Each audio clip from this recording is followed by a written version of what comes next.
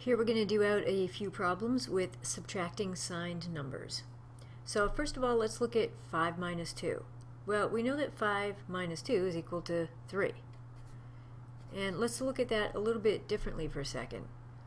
What if I had instead 5 plus a negative 2?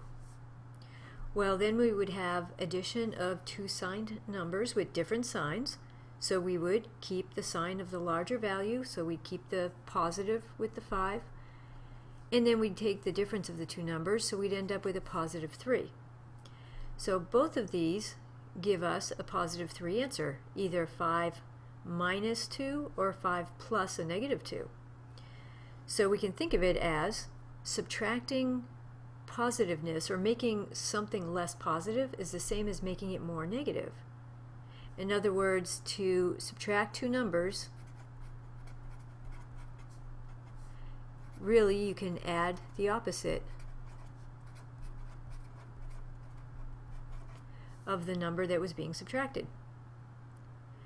So let's go ahead and try another one. If we have 9 minus a minus 3, then we can change to add the opposite. So instead of subtracting negative 3, we're going to add a positive 3. And make sure that both of those changes happen. We don't want to just change the sign of the number. We have to change subtraction to addition. So now we have 9 plus 3. And that equals 12. And another one down here. Negative 10 minus 4.